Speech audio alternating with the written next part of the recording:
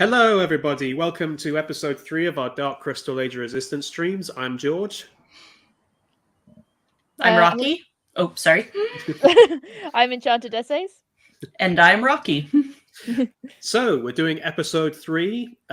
Just heads up before we start, I've been very sick for the last few days. I am improving this evening, but if I seem like I've had my essence drained, then that's why. But yeah, so episode 3 of Dark Crystal Age of Resistance. This was quite an interesting episode. There was definitely a lot going on in this one. Yeah. Oh, welcome to your first stream, Kyle. Oh, hello, Kyle. Mm-hmm. Oh, Yes, welcome to your first stream. There you are. But yeah, so there was definitely a lot going on in this episode. Yeah. It's finally its own episode and not just a part 2 of the pilot. Oh, yeah. Yeah. So, plot recap. So, as we know from the previous one... Oh, it's Norat Cat. Yep. So that's who... Hello, Norat Cat. Good to see you. Yep. I did not know that, actually, because... Well, I just know you as Norat Cat, but hello. Yeah. I've done enough commissions for him that I know his real name. Yeah, you've known him for a long time, so that makes sense. Yeah. But yeah, so as for plot recap, so as we know from the previous episode, the princess was sentenced to work with... What was the organization name again? The Order of Lesser Service. That's right. Which in this world basically means that she dresses like a Morris dancer. So we just try and get a good shot. Yeah, there we go. She dresses like a Morris dancer. Yeah, and she even gesture. says, well, to me, I'm thinking Morris dancer because they wear bells as well. But yeah, Oh. also like a jest. But she also says, I have to wear a silly hat and get kicked in the face. And I thought, yep, that's pretty much what a Morris dancer does. Yeah. Actually, made me just remember that I have my Order of Lesser Service pin here. Oh, nice. Yeah. Sorry, this is hard to aim. Anyway. I was also show off what you've got on your hat because it's also very appropriate. Oh, yeah. Kermit drinking tea. Yep. No, from the that's none of my business meme. My hair looks really weird today, so that's why the hat. Well, it looks like a nice hat, and it matches with what we're talking about, so that's perfect. Mm. But yeah, but what she actually has to do in this part of the episode is give podlings a bath, which, quite frankly, sounds like a really nice thing to do because they're so adorable. I don't know. They kick you in the face. Well, true, but they look adorable, so... So yeah, so just podlings having baths. Which leads to some really cute little funny moments, which it's one of those things that does kind of bring it home to me that this is a show that's intended for all audiences, because I wasn't really aware that was the intention, but these scenes definitely make that clear because they're very cutesy, but they're cutesy in a good way. They don't feel annoying or anything, or like they're dumbing the show down. Yeah, I mean, like, the last 2 episodes were really dark, so it's a bit of levity. It's a bit of levity, yes. Yeah, when this came out and I was watching, like, them one after the other, this was very jarring after the last scene of the last episode. Yeah, it's sort of like, it's the equivalent of the birds singing at the end of Bambi's mum's death. Yeah. But yeah, so that's what she's doing. And so her oldest sister and her mother, excuse me, yeah, they're basically just talking about what's going on with Thra and everything like that. Mm-hmm. Well, this scene, it's both of her older sisters talking. Yes, both of her older sisters, yes. Yeah. But yeah, lots of fun little bits with washing the podlings, including one running around with no trousers on. Yeah. There's a funny bit in the making of documentary where they where one of the artists was talking about how they had to make a lot of prototypes for what a pantsless podling looks like. This podling's ass doesn't look right. Yeah. What a job. Imagine So Needhog, who voices the mother? Helena Bonham Carter voices the mother. Yes. Man, you sure do sound like Huck. I'm assuming it's Rocky. Yeah, well, I should hope so. So Ansker, hello there. Hello. But yeah, Podling doing Dust Angels. Not to be confused with Angel Dust. Yeah, we did when we were doing this, we did jokes, and I suggested that Dust Angel maybe sounds like the name for a drug addict or a drug dealer. It's like, well, switch it around, and you are correct. Yeah. Yeah. But yeah, so that's basically. Oh, yes, go ahead. I was kind of thinking of the whole cleaning the podlings thing. It kind of helps with like the racism metaphor. It's like, we're coming over and civilizing you, whether you like it or not. Yeah. So they're the equivalent of the British Empire. Yeah. Though I can't remember in history class the British Empire ever like forcing some indigenous Somebody to have a population bath. into the bath. Yeah. No. Yeah. No, they Yeah. did not. Yeah. History would be a lot funnier if that's all they did. Well, to be fair, there's a lot of humor in history because they say tragedy is just comedy. As a comedy is just tragedy plus time. Yeah. It's, Yeah. Katie Miller, get away from me with that loofah.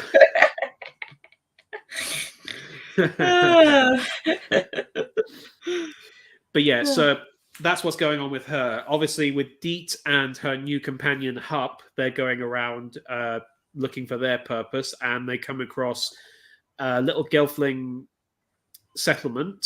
So just cut to one of those bits. Here we go. Well, it's not just a little settlement. It's the capital of the Stonewood clan. Yeah. So they come across them, and they're treated with a lot of initially passive aggressive hostility, which then turns into aggressive hostility, because I guess the people of this particular clan are like the equivalent of people that you meet in a country pub for the first time. So it's when you walk into a country pub, they're always, you're not local. Yeah. Yeah. So that's basically what happens. And Oh, for the greater Hello, good. what's going on? There'll be no trouble here. Yeah. The greater good. Yeah. Well, They you're come here, they're referencing. gangs of one or two. So Rocky's referencing Hot Fuzz. We're referencing League of Gentlemen. Oh, okay. Yeah. Which, to be fair, both of them Both work. both of them involve villagers killing off people who aren't local. So, Mhm. although Yeah. one's done for the sake of cult stuff, and one's done because two people who run the local shop are psychotic. So I feel so bad for Hup. Dude is like a minimum wage worker leading around a sheltered student. Oh yeah, Deet had no idea about the Gelfling on the surface being like this. Yeah, exactly. Yeah. Baby's first racism. Yep. Yeah. Baby's first hate crime in the scene, actually. All clans are kind of xenophobic about the Groton, which I'm still only 3 episodes in, so I guess I'll find that out more for myself. But so this results in, because basically they treat Deet with a lot of hostility because she is a Groton, and that results in Hup getting into a really funny little fight. Did we go past that part, actually? Yeah, you did. Which causes him to break his spoon. Oh, he finds another spoon in the bar. He finds another spoon, yes. Yeah, But a better one. I just love that he keeps fighting with that. Yeah. Hey, it's not like he's ineffective with it. No, he did a surprisingly good job keeping Deet protected, but eventually the guards show up and make them break it up. And so that's a point, actually. We don't see Hup after this, so he gets taken away to, what do they call it again? The Rascal Hole. That's it, the Rascal Hole. Yeah. Torture devices are the Peeper Beetle. Prison is the Rascal Hole. They've got cute names for all sorts of terrible things in this series. It's Hup using 3% of his power. Yeah. Hup is OP. Yeah, power of the simp. It says if there was a Dark Crystal RPG, I could see him using a spoon being a weapon. There is actually a Dark Crystal strategy game. Yep, there's a strategy game for like, yeah, it's it kind of reminds me of Fire Emblem a little bit, the way the gameplay works. A bit like Fire Emblem. What it reminded me of was Final Fantasy Tactics. Oh yeah, but yeah, and as Anz is saying, there is an actual like a Dungeons and Dragons style like game book. Yes, there is. Yeah.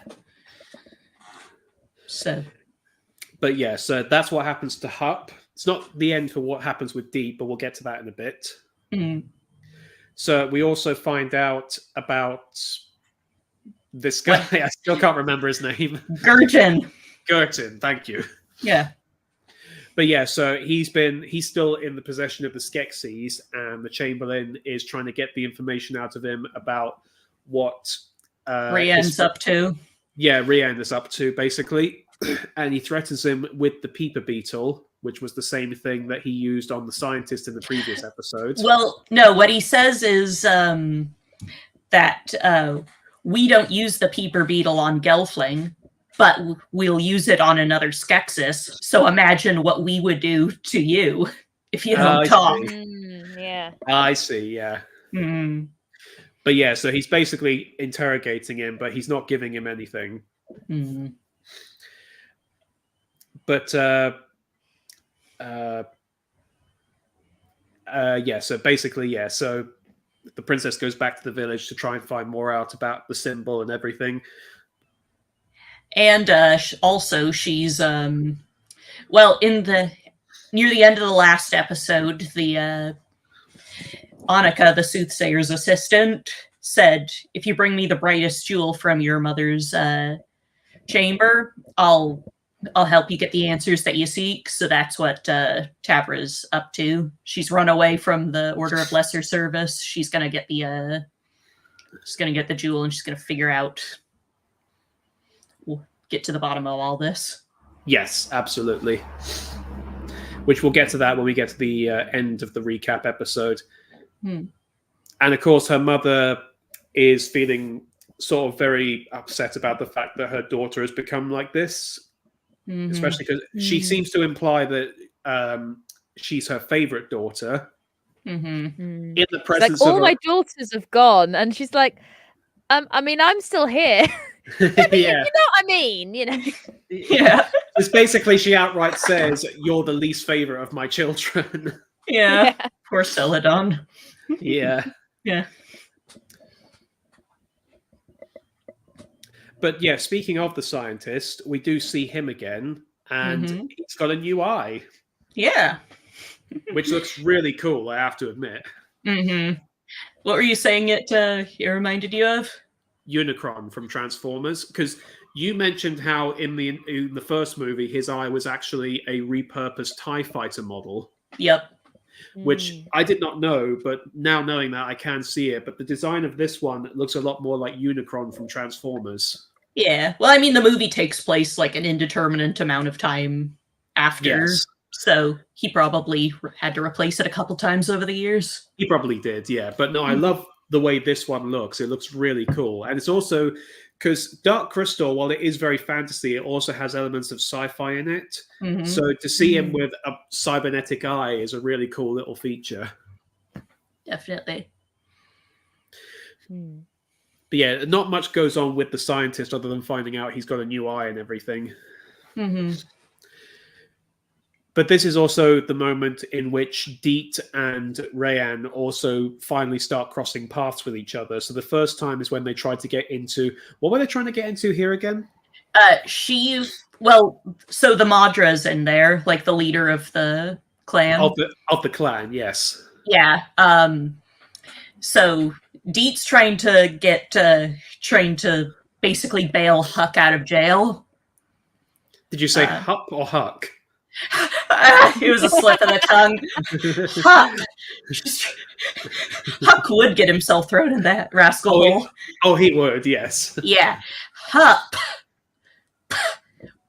is in jail. She's trying to spring him.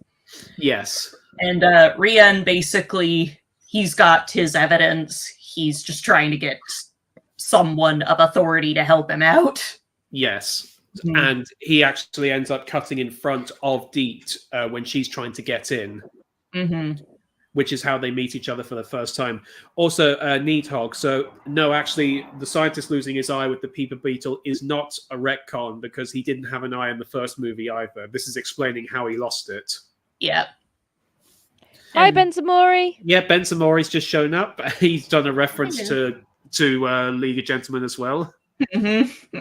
But I have no trouble here. Said Needhog. Now we need to see Huck in a Dark Crystal Jail comic. Oh boy. Just going to turn the light on actually because it's getting a bit dark. Oh yeah. I mean, even with the daylight savings time taking into effect, it's still getting. I'm in the living room, which is east facing, so the sun's on the other side of the building at the moment. Yeah. But yeah, so that's how Jen and Rayanne meet each other for the first time, and that leads Deet to and another. Rayanne. Sorry, Yeah. Jen's not even born yet. no, she's not. Mhm. Although But this yeah. episode could be called How I Met Your Mother. That's true. Yes. Yeah. There's a bit of a resemblance there. Mm. Mhm. But yeah, eventually they do manage to meet the leader of the tribe, but they don't believe Rayanne about the situation. And to make matters worse, so just try and get a shot where he's in there. Yeah, his dad's also there. Yeah. And so he tries to convince him to come back so that the Skeksis can help him, which we obviously know that's bullshit. Mhm. Mm. He's But, still drinking yeah. the Kool-Aid, so. Yeah, Yeah. exactly. Mhm. So basically, he ends up, when he doesn't manage to convince them, he ends up running off, Yeah. which leads to a really Yeah. good. I think I've gone. Nope. It's, yeah, so he basically does this really cool sort of Douglas Fairbanks thing where he uses the ropes around him and cuts them to swing around on. Hmm. Yeah, it's a good action Yeah. scene here. It is. It's a very good action scene. And it Yeah, leads this really I remember good. them using that shot of him. I remember them using that shot of him going up in the trailer, and that looking really cool. Yeah. And I love this expression from his dad. I don't know. I'm sure there was probably some CGI used here, but regardless, you really do see that expression in his face that he's both concerned for his son, but also still somewhat proud that he's not just blindly going along with everything. He's trying to do what he thinks is the right thing to do. Mhm. Yeah. And I Yeah, really which like is probably that. what by the like the reaction they both have is probably one of the first times he's ever kind of like actually outwardly shown Rian any sort of respect, you know? Yeah. Probably, yeah. But I Mhm. just like it because it's a really convincing expression. And like I said, I'm sure there's some CGI involved, but either way, it looks really good. Yeah. As a, so I wish they would confirm Rian being Jen's father theory. It's a question that remains in my head. I'm assuming that was head. Mhm. But it's like I see this taking place at the very least 100 years before the events of the Dark Crystal movie, maybe even longer. Mm. Mhm. I think there's in the comic for the sequel comic, I think they openly say it's 100 years later. So Yeah. Well, no, the sequel comic is like a completely other story, and it's set 100 years after the movie. yeah, Yeah. that's what I mean. But maybe because it's 100 years that way, maybe this one's 100 years the other way. Could be. Also, Yeah. Needhog says, so regarding the retcon, I meant, was it a retcon how he lost the eye? Because I remember hearing a source mention that he lost it via one of his machines. I've not heard about that, actually. Mhm. Well, I mean, there was a lot of stuff from like early notes that have kind of been disregarded in canon. Yeah, so like if it Yeah. wasn't officially confirmed as canon, then yeah, technically it's not a retcon. Yeah. And also there was a in like 2007, 8-ish, there was a comic series by Tokyo Pop that had like their own version of the story of like how the the Gelfling got wiped out, and Yeah. it kind of completely contradicts this. So the kind of canon of official events in the Dark Crystal Star Wars has been kind of loosey goosey. It has, yes. Yeah, Maybe it'll be like legends, like in Star Wars. yeah. Basically, if it's not on screen, its canonness is dubious at best. Canonicity. Canonicity, thank you. That's the official term. Yeah. Yeah, the Dark Crystal canon is weird. It is. Mm-hmm. Very Star Wars, which, yeah, it is very much like Star Wars, because not to go on a tangent, I'll keep it short, but if you look at some of the backstories for the Star Wars characters from the expanded universe, particularly from the old Legends universe, it's ridiculous, especially like just to briefly, so you know that guy in Attack of the Clones who says to Obi-Wan, "You want to buy some death sticks?" Yeah. Mm-hmm. Apparently, according to the lore, his name is, and I'm not joking, Sleaze Bagino. Isn't Jar Jar Binks' dad literally named George? I did not know that. Yeah, apparently there's one of those guys. They're just named George. So I'm the dad of Jar Jar. I'm the dad of the most hated Star Wars character. Which I always thought was weird. I mean, Jar Jar Binks is obnoxious, but he's like fine, I guess. Well, to be fair, like it's implied in some of the comics that I'm Huck's biological dad, so it tracks. Yeah. What the? Whoa. Whoa. Yeah, I'm gonna delete that. Yeah. Mm. We're not even talking about Rex the Runt here. No, we're not. But yeah, anyway. let's get back to the point at hand. So plot recap. Yeah, anyway, so next, it's spa day for the Skeksis. Yes, it is indeed. And they get interrupted by Aughra, who has come over there to So effectively, Aughra this time, more than just being a prophet and a wise mentor, she basically represents Mother Earth for Thra. Mm-hmm. And she comes to tell the Skeksis that she can feel that the crystal and Thra itself has become corrupted and they need to do something about it. Effectively, what the Skeksis say is, we're putting it under advisement. Yeah. we have received your concerns and we will deal with it in the way we find most appropriate. Yeah. As in doing nothing. Yeah, exactly. They also say to her that maybe, because she says that she was traveling the stars, which I assume that she means in a spiritual sense, because in the previous episode we saw that she was sitting in a chair. Yeah, she was, I think she was like astral projecting or something. Yeah, but they basically say you should maybe go back on your travels and let us deal with Thra, which is effectively basically saying, no, just go away and let us deal with this. Yeah. Imagine having the audacity to tell God that we're dealing with Earth. Well, you had a really good analogy when we were watching it. You said it was like an evangelical priest saying to Jesus, "No, we're taking over. You're not profitable enough." Pun intended with profitable, by the way. Yeah. But yeah, so basically Aughra tries speaking her point of view and the Skeksis ignore her. And she then gets escorted out of the premises. But on the way, she comes across the Dark Crystal and talks to it. I'm gonna ban this guy. Yeah. But yeah, so basically she comes across the Dark Crystal and is actually able to talk to the one in the crystal. Says that it's her before she went on her journey through the stars, but I interpret it as being like a side of her that was always present on Thra, because she tells her a bunch of stuff that happened while she was away. Yeah. Something like that. Or she does talk about like that she can see multiple timelines. Yeah.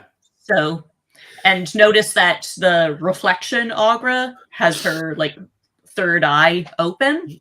Yes, she does. So Aughra here in the present has it closed. So yeah. So effectively, this is the side of her that's telling her not only what has happened, but also what is going to happen if they basically don't fix things. Mm-hmm. And she also shows her what happened with the Skeksis using the Dark Crystal as a way to drain essence from other creatures, which is corrupting the crystal and therefore corrupting the planet. Yep. So this basically gives her, the kind of sense we need to sort these guys out right now. Mm-hmm. And then, finally, Deet and Rian finally do meet each other. Mm-hmm. It's just a very brief kind of encounter with them kind of explaining to each other what's going on. Oh, hang on. So the idea was that Aughra was astral projecting through the stars, gives me an idea. I'll mention it later as I don't want to distract from the stream. Oh, okay. Yeah. Cool. All right, fair enough. Thank you. But yeah, they just meet each other briefly and have a quick little discussion about what's going on. Rian explains that people are scared of him, but obviously Deet has no idea who he is, so she's not scared of him. Yeah, and she wants to maybe like see if she can get some help from him to bust Huck out. Hup. Oh my god. To bust Hup out of jail. And Rian's like, sorry, I can't help you with that. People around here think I'm a monster. And Deet's like, oh, monster, that's it. So remember that for next time. I see. Okay, I shall remember that for next time. Because for those who are new to this, I'm literally watching these episodes for the first time just before we start these streams. Yeah. So I'm basically watching this. Basically, Rocky is my guide through these episodes, and I'm just trying to follow along as best as I can. Yeah. I've also seen the series before, but I saw it once, and that was about 3 years ago. Yeah. So you're sort of in a similar position that I was when we did the Psychoville streams, because I'd only seen them once about 10 years ago. Yeah, George is the newbie. I'm the super fan. Essays is the normal person. Yes. But yeah, so yeah, that I'm assuming they have more to this dynamic going forward. Mm-hmm. Yeah, but that's their first official meeting within the series. And then we come back to the princess. So it also is revealed that the elder is now no longer the elder. He's the apprentice because he's lost his memory. So now his apprentice is the elder. Yep. Yeah. Oh, George, about Huck. What has he done this time? Skeksis. Over the last 3 months, he has sent no less than 200 death threats to the Emperor.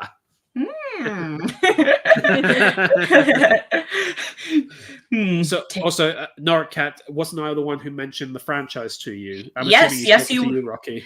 Yes, you were. I think we may have discussed this in episode 1. Possibly, This was the friend I mentioned. Oh, nice. Yep, we've unmasked him. But yeah, so anyway, the new elder, she asked for the brightest gem.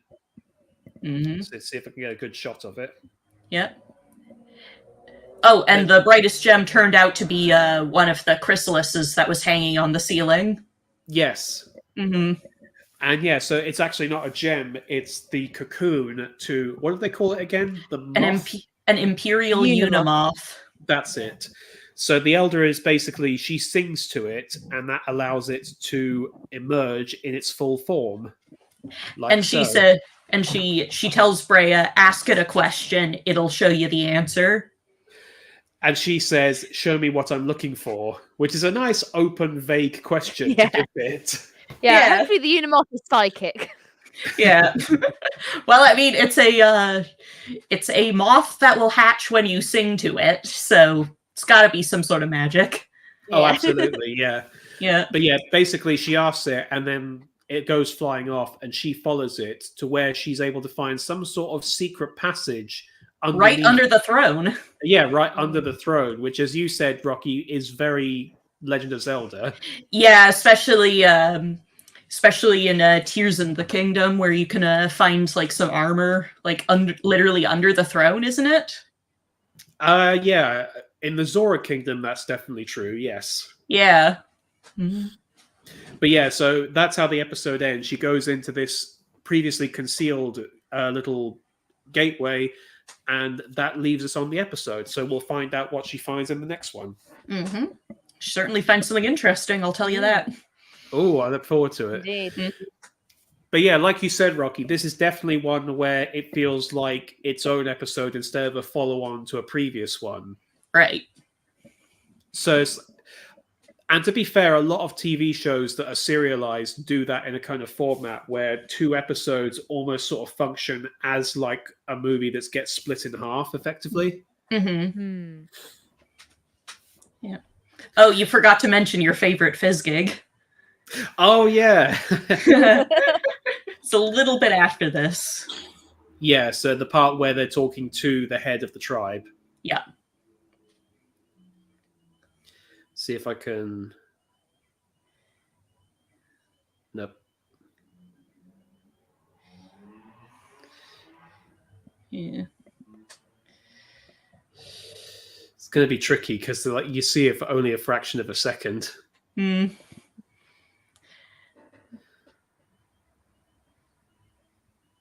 It's right at the beginning of the scene. I think we get a shot of it. Yeah. Yeah. Right before this, I think. Oh.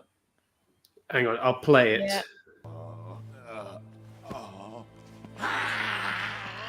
There it is. Here it is. It's Faffy. It's a Fizz gig with an eye patch. It's so cute. I wonder what happened to him. Yeah, what happened to him? Actually, that's a good question. How did he lose that eye? Mm. Is it like cats when they get into fights with each other? Sometimes they claw the eyes out of the other one. Oh yeah, there's so what's funny is a few months ago a package was delivered to my house that was intended for my next door neighbor.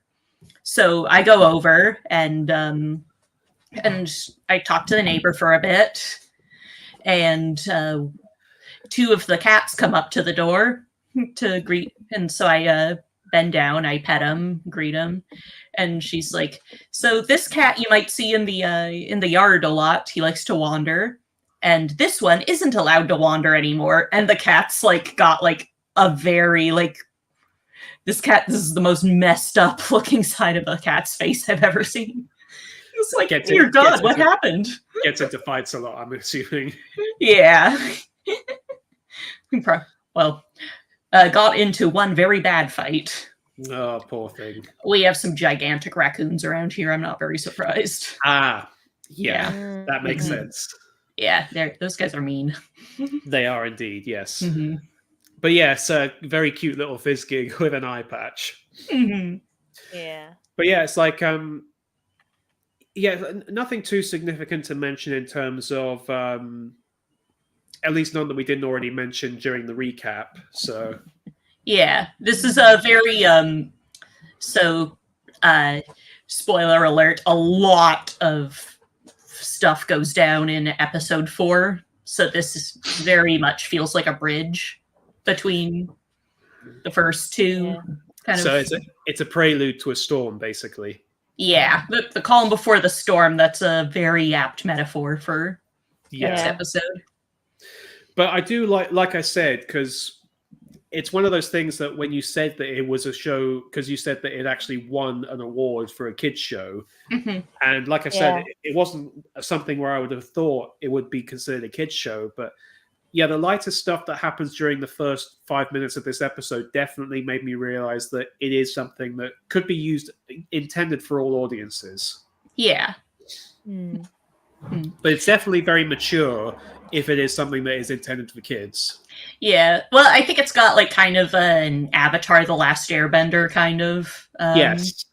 I can see it. Or even maybe like almost like a Farming Wood kind of vibe about it. Yeah. With just as much death, actually. Mm-hmm. Yeah, you get the sense that it is like Avatar if they weren't like censored by Nickelodeon with things like Jet dying. Yeah. Jet's gonna be fine, Katara. Please run off. Well, like I said, that's what reminds me of Farthing Wood. Yeah. Because that show did not give a shit. It just killed everyone with impunity. It's neat. Now I just want to see Mark Hamill voicing Scarface. He'd do a really good job as voicing Scarface, actually. Yeah, okay. I know how everyone's kind of gotten sick of old franchises being rebooted, but if they did like a reboot of The Farthing Woods as a cartoon, that's my casting choice there. What my dream casting choice would be Al Pacino. Yeah. I don't want him to do the Tony Montana voice, but just having him being the voice of Scarface would be a really nice little bit of like a meta joke. That would be kind of funny. Yeah. He sounds too American though. We don't want Americans in Farthingwood again. Yeah, and to Not be fair, again. Mark Hamill can do a very good British accent, so that's fair enough. Yeah, he was in Kingsman. Yeah. Exactly, yeah. Mm-hmm. But yeah, so anything you guys want to say about this episode before we do some riffs?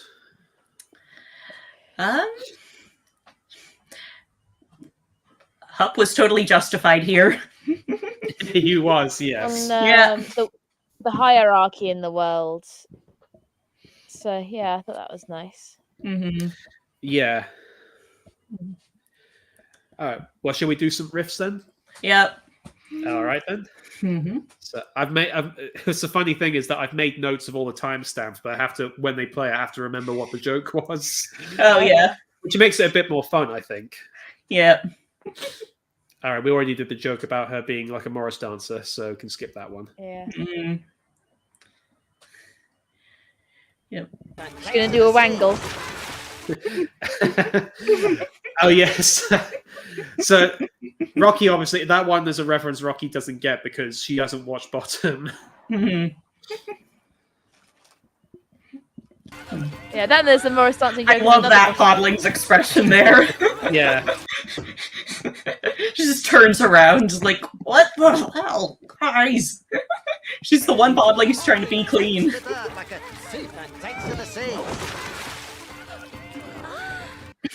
Oh, I know. Oh. She was doing laundry. She was the one Podling actually trying to be clean. I try and see if I can. There we go.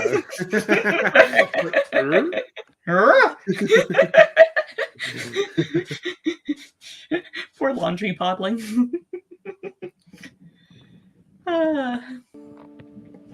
Freya is the most selfish gelfling in all Hurrah. She never comes to court. She just spends all day in the library.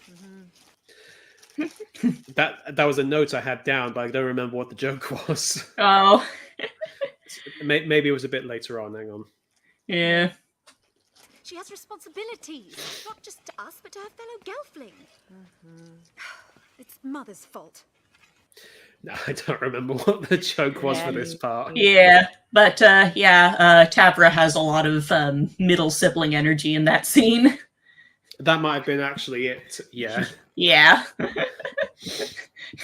Just listening to the older one and the younger one vent about each other. Yeah. Having to be the referee. Expediency is the key, princess. Else it'll be a long trine for you. Trine? I can't be here a full trine. I must return. I think I might have gone past the one I was looking for. You need to wear pants. Thank God that shot wasn't a little bit lower. Yeah. Well, we've already, if you've seen the behind-the-scenes pictures of the original movie, we already know what a gelfling looks like down there. I think we've mentioned this in every episode since. Actually. It's a disturbing image, okay? It is a disturbing. Enchanted Essays hasn't seen it yet. It's granted. I have not. But it's just one of those things. Like, okay, why did you make that? Yeah. By the way, in the League of Gentlemen Panto live stream, I thankfully haven't been demonetized for accidentally showing Harvey Denton's fake penis. Oh dear. oh yeah. I was just going to try and find a moment for the beginning, and it landed on the close up. Yeah, you showed it for like a good couple of seconds when we Yeah. were watching that. Yeah. Oh yeah, no, I remember the joke that we were gonna make here.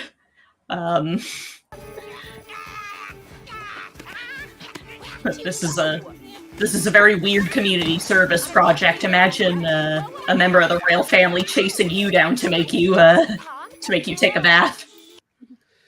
Insert joke about Prince Andrew here. Yeah. Oh god. Yeah. How are Gelfling babies made? Rocky can answer that question.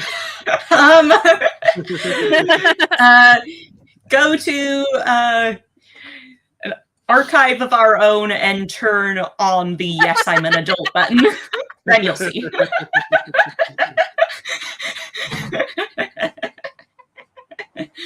That's all I'll say.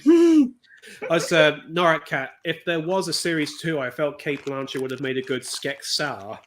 Oh yeah, Skek'Sar sadly is not in this series, but she's in like some like kind of side story books that explain the adventures of some characters that we'll meet later in the show, in the next episode, actually. I see. But yeah, Needhog asks who would have made a good Skek-Nar, and Locke says Joan Jett. Huh. Which, to be fair, choice. I don't know what Joan Jett's speaking voice sounds like. I've only ever heard her songs. So yeah. Interesting. So yeah, I have no opinion on that one. Mm-hmm. Oh, we already did the Dust Angel joke. Yep. I do love the way it's done. Yeah. Whee! Whee! She's just the happiest little podling. Yeah. And this is pirate lesbian Skeksis. I mean, we do have gay dads in this show. Yeah. Because Deto's two dads. Oh yeah, Skek'Sar is the pirate lesbian Skeksis. Okay. Ooh! Yes. Don't like rotten G. No good. Different shit. Oh yeah, he has to pantomime racism as an example for her. Yeah. There's a lot of racism in this episode. Yeah. Forced bottling baths. Yeah, we were saying later when when they Rhiannon, when he's like, "Oh, why aren't you scared of me?" And it's just like, yeah, if that should be a red flag in any other situation. If someone says, "Oh, you aren't scared of me," that's like your signal to run. Yeah. It's like, yeah, she doesn't understand racism. She's not going to understand. Well, to be fair with Rayanne, it wasn't racism. It was the fact that people thought he was a monster because he murdered his girlfriend. Well, yeah, that's what I mean. Like, if you don't understand the concept of racism, it's probably going to be a stretch to think you'd understand what Oh wow, what is that? Why were there balloons on there for a second? I think I'm using my phone as a webcam. I think that's just a thing iPhone does. Okay, so it's sort of like NPCing. So when you do certain actions, it does automatically make graphics. Yeah. Here, let me try something.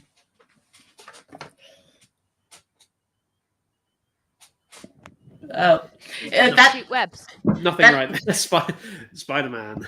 Yeah, that's not Spider-Man. That's Rock. It's Rock On, but it's also Spider-Man. Yeah, Spider-Man is. Yeah. Anyway, Yes, balloon jump scare. Sorry. Yeah, balloon jump scare. Yeah. Oh, anyway, this scene, we totally glossed over this scene in our recap. Oh yeah, we did. Yeah. But yeah, I remember what the joke was here. Yeah. Now, Chardley, all is well. So yeah, Rayanne helps these guys with their carts that are broken down. Yeah. And then when they find out who he is. Oh, thank you.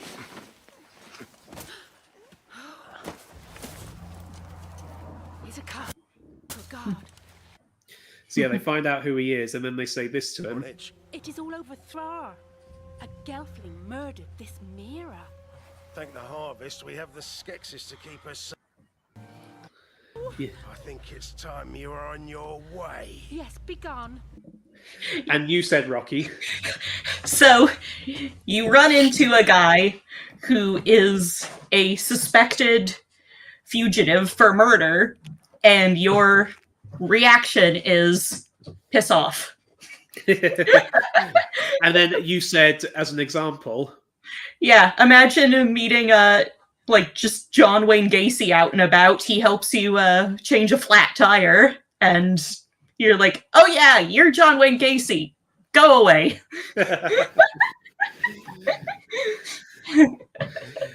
It shows that people are very cordial and polite in Thra. They don't just chase them out with sticks. They go, can you just please leave us? Yep. What's that joke from Community? I can excuse racism, but I draw the line at blank. You can excuse racism. Yeah, that's basically how Gelfling manners work. Garthim man does whatever a Garthim can. Yeah. I could not spend an entire shrine wearing silly hats and getting kicked in the face by muddy podlings. So yeah, like I said, that's basically what being a Morris dancer is. Yep. Which is funny actually, because Needhog was just asking me about what May Day is like in the UK, and that's when the Morris dancers come out. Mm-hmm. They wear funny hats and get kicked in the face. That's May Day in England. Which, to be fair, May Day's based off of an old pagan holiday, so it makes sense. Yeah. Okay. We've got a long list of gags. We might skip a few just because we'll probably be here forever if we do all of them. Yeah.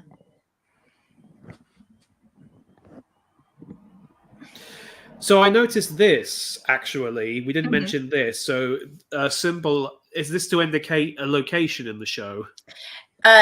Yes, every time like a place that's significant to a specific Gelfling clan shows up, there's a little like caption there with the clan symbol. I see. Yeah. Well, when it's introduced for the first time, at least. Yeah, because I was a bit confused about that, what exactly it meant. Mm-hmm. Yeah, that's the like crest of the Stonewood clan. Yeah. Yeah. Good day. How are you? I think this is where he starts making League of Gentlemen jokes. No, I was saying that she's basically the equivalent of a Thra version of a Jehovah's Witness. Oh, yeah. Have you heard the bad news about the darkening? The end is upon us. Apocalypse? Have you made right with Thra? Needhog. Oh. Yes, thank you for the pledge. And yeah, regarding John Wayne Gacy, he was a very well-known man in the community and had a very friendly personality, which is how he could lure so many boys. Which, yes, very true. Yep. Bit weird, but yes, that is true. Mm-hmm. Well, I mentioned him earlier, so yes. Mm-hmm. But yes, thank you for the pledge. Yes. Yeah, we just make counterfeit mead and eat tasty bread, which that's referring to May Day. Yeah, that's Finland. Yeah. That's where Ans is from, yeah. Okay, so...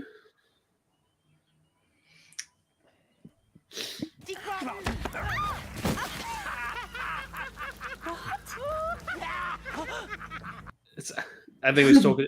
Yeah, Hup to the rescue. Yeah.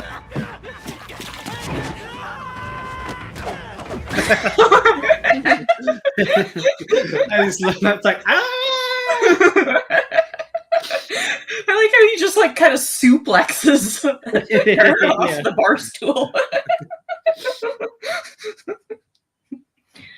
And as of course we saw before, it causes him to break. Oh yeah, we had a joke. We had a joke here when he got taken away to the place, but I can't remember what the joke was. I think that was just me joking about how jail is called the Rascal Hole, which is another. I had a different. Oh no! That's the next scene where you make the joke. Yeah. Yeah. No. Oh no! I remember what you said now, George. What was it? Because I can't. So I said that they call jail the Rascal Hole, and you said they're taking him to Gelftanimo Bay. That's it. Yeah. Yeah. And then cut to the very next scene. And then cut to the next scene where it does look like the equivalent of Guantanamo Bay in Thra. probably cleaner than Guantanamo Bay, actually. And they're threatening to torture him, so yeah. Yep. Hupp was the hero we needed, but not the one we didn't deserve. Yep. Absolutely. He's my Mhm. favorite. Yep. Hupp is a superhero.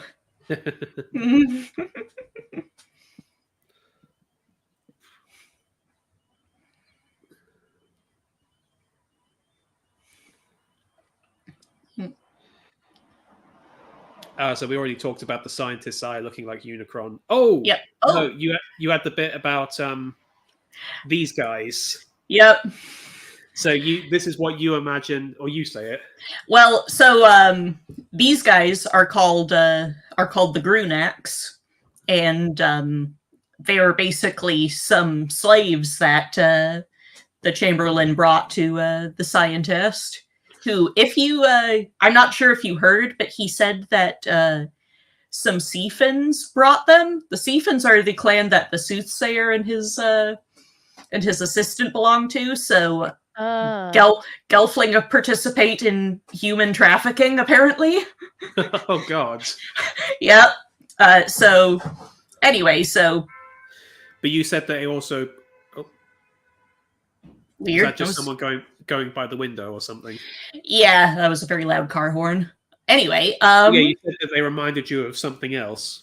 yes. So the Chamberlain explains that these would make good assistants to the scientists because their species is known for being very mechanically minded.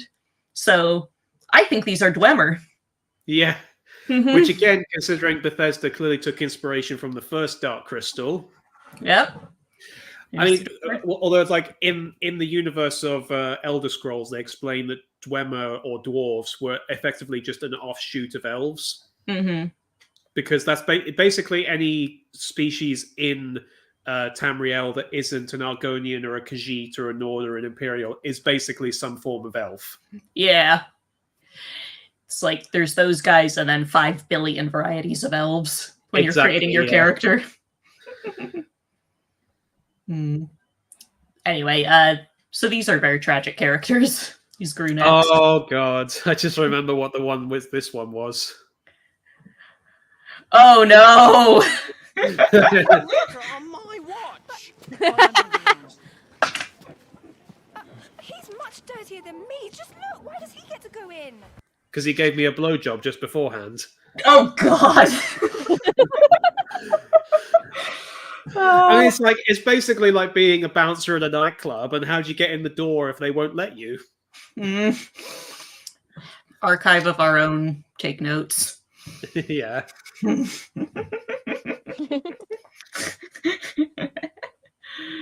That is not how Gelfling babies are made. No. Okay. All right. So, all right. Skeksis Spa Day. Get out, podlings. Out, out. Go. Introducing the new Shrek Spa from Lush. Yes. But I just remembered the joke that you did that had us. Yeah, but I just remember the joke you did, Rocky, that had us rolling in the aisles. I just skipped to that part. The one it's a bit further on from this. Oh, just went past. Oh, yeah.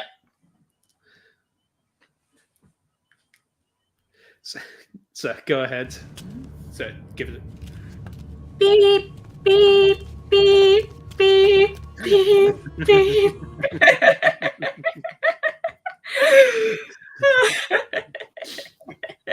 It's just the way she backs up. It's just like she doesn't like turn around. Just She's just old. There's walks. too much energy to turn around. Yeah. The puppeteer just moves their arm back.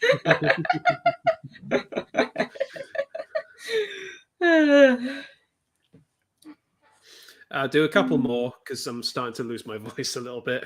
Yeah. We already did the joke about him, like she's saying, "Oh, I don't think you're a monster." Yeah. Actually, this made me think of a joke that my sister and I made when we were watching this for This Well, part. when I showed it for her years ago. Well, no, when she's talking to Rian, there's like a little bit of chemistry between them. And my sister, when she noticed that the essence bottle was there, she was like to Deet, dude, his girlfriend's liquefied remains are literally right there.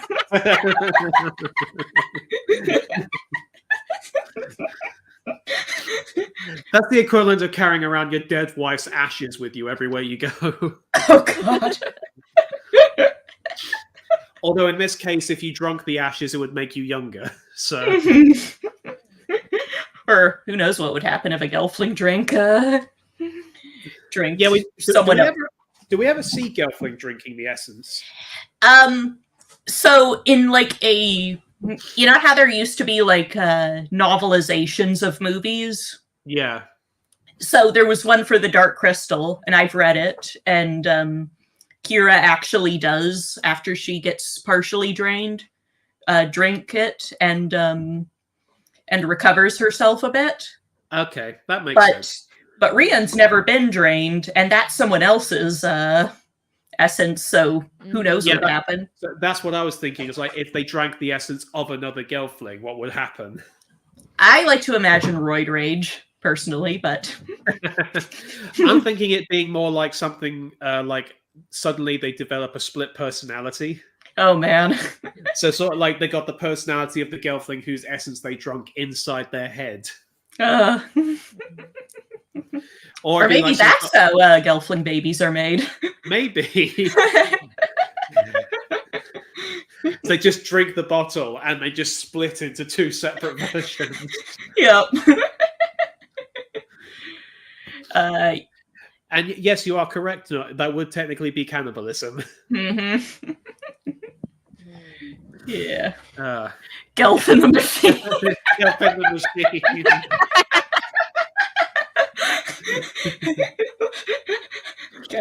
Gelf in the Shell. The hit anime movie in this universe. Oh man. They have Japan in Thrall.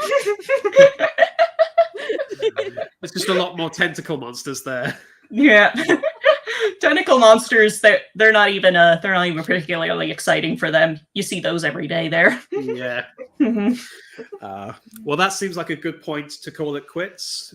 So just leaving off by saying that we will be interviewing Becky Henderson soon. So if you have any suggestions for questions, please put them in the comments below or send them to us on Discord and we'll add them to the list.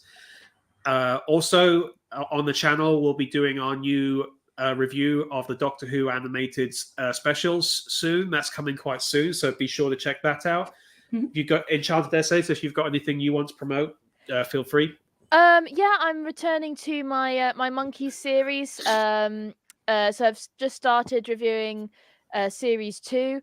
I'm hoping to get my John Ed interview out in a couple of weeks. If you've been following me for a while, he's the guy who worked on the Psychoville websites, and I've really been struggling with the editing of that. And I interviewed him in November, so I should, get round to releasing that at some point. So yeah, and I've got some sort of 80s comedies based stuff that's going to come out soon as well. Nice. Yep. But yeah, so that was episode 3. Hopefully I'll be feeling better next week. Yeah, hopefully. But yeah, thanks for everyone for joining in, and we'll see you next week. Bye. Bye. Bye.